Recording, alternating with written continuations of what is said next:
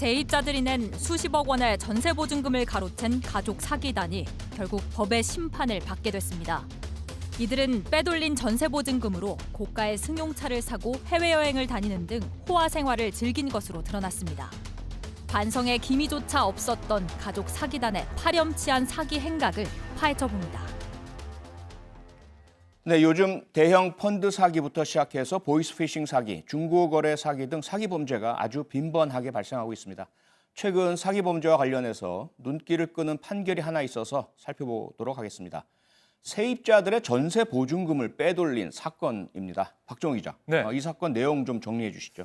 네, 그러니까 보증금 사기를 벌인 임대사업자가 지난 2016년부터 지난해 2월까지 익산시 원광대 인근에서 원룸 사업을 했습니다. 임대 네. 사업을 한 건데요. 예, 그때 임차인들이 보면은 122명의 세입자가 피해를 입었는데 그 금액이 47억에 달합니다. 어이구, 상당히 큰 금액이고요. 그러네요. 이 피해자도 보면 대부분 대학생이거나 취업 준비생, 그러니까 사회에 대해서 좀 경험이 부족한 그런 네. 청년들이 피해를 입었습니다.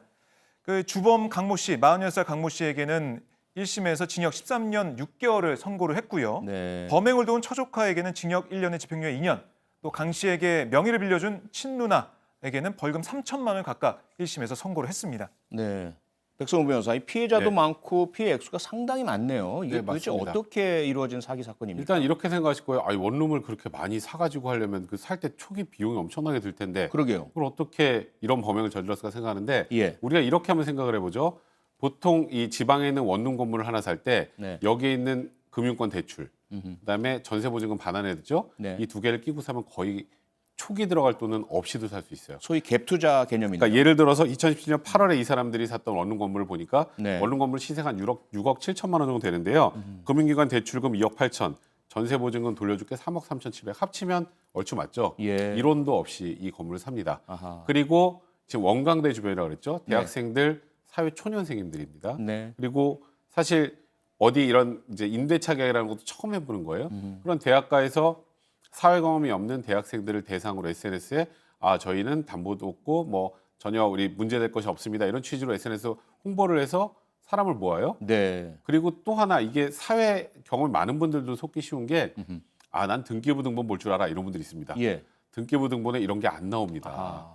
그러니까 소위 말하는 우리가 말하는 임대차나 전세 같은 경우엔 뭐 임대인의 동의를 해서 등기를 하지 않는 이상 등기 하나도 안 나타나요. 예. 그러니까 괜찮나 보다 하고 들어가는 경우가 많거든요. 그래서 결국 이 사람들 피해 규모가 총 122명, 총 47억 원의 사기 행각을 벌이게 된 겁니다.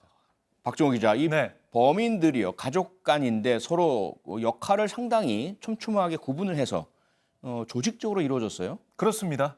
보면 주범 강 씨가 네. 8억 정도의 빚을 갚지 않아서 신용 불량자였습니다. 그러니까 뭐 계약 이런 거를 할 수 없는 그런 상황이 됐죠. 예. 그래서 자신의 친동생과 그다음에 처조카, 친누나를 함께 우리가 이걸 해보자, 네. 사기를 쳐보자라고 하면서 꼬드깁니다. 그래서 결국 이 주범 강모 씨는 원룸 계약과 자금 관리, 네. 또 피해자가 은닉 이 역할을 했고 동생은 원룸 건물에 대한 명의 제공하고 전세 임차인 모집, 계약하는 역할을 했고요. 친조카는 이 SNS 광고와 건물 관리 이런 역할을 하고요. 예. 누나는 이 주범 강 씨에게 계좌와 부동산 명의를 빌려줍니다. 하하.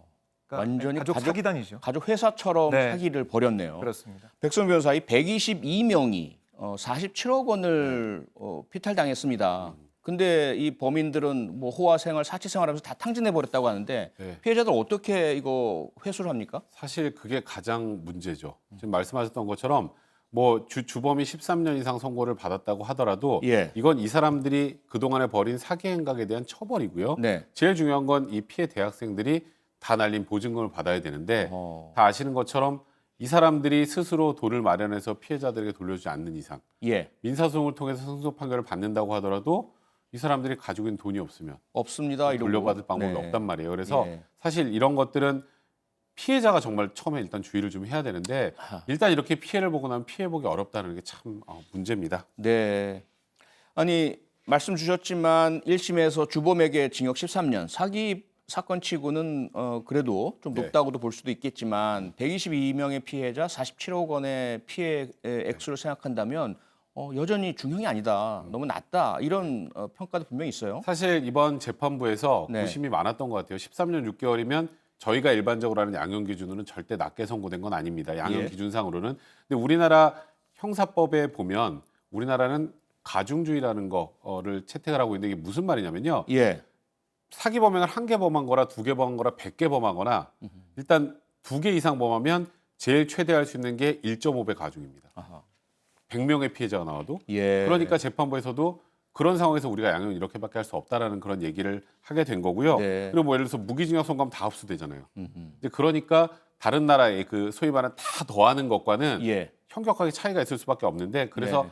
양형 기준이 좀 변경돼야 되는 게 아니냐라는 내용도 판결문에 들어 있으면서도 네. 지금 현행 일단 형사법 체계하에서는 할 수 있는 최대한의 양형을 한 것으로 지금 평가할 수 있을 것 같습니다. 그 지금 말씀 주셨지만 사실 영국, 미국 같은 곳에서는 한 건당 별도의 형량을 주잖아요. 그렇죠. 그럼 지금 122명의 피해자라면 122개의 형량이 네, 선고가 그렇죠. 되니까 이게 합쳐지면 뭐 징역 400년, 500년 나오는 건데 우리나라는 법 체계가 달라서 네. 포괄적 일죄 전체를 하나로 보니까 네. 뭐 아무리 가중을 시켜도 13년 6개월밖에 안 된다 이거잖아요. 그렇죠, 그러다 보니까 현실적으로. 검사가 이 그 사건의 구형을 하면서 우리 형법 체계의 문제점, 사기 공화국을 만든다 이런 표현까지 썼다면서요. 사실 우리나라가 OECD 국가들 중에 사기 범죄율 1위입니다. 예. 그리고 사기 범죄는 한 번 저질러지면 피해 회복도 거의 어렵고요. 근데 말씀드렸던 것처럼 우리나라 형사법 체계와 양형 그 규정 때문에 현실적으로 형을 더 중하게 선고할 수 방법이 없어요. 아까 말씀하셨던 것처럼 미국이라고 한번 가정을 해보죠. 예. 피해자가 122명이에요. 네. 그럼 122개의 사기 사건 하나에 1년씩만 하면 얼마인가요? 122년이죠. 122년입니다. 그럼 사실상 종신형에 해당할 정도로 중한죄를 선고할 수 있는데 그러니까요. 우리나라는 지금 형법의 체계 자체가 불가능하기 때문에 그렇다면 양형 기준 자체를 피해자가 많을 때는 올려야 되는 게 아니냐 이런 고민도 구형을 하면서 분명히 했던 것 같습니다. 네. 전세 보증금을 빼돌려서 호화 생활을 한 가족 사기단에 대한 1심 판결을 살펴봤습니다.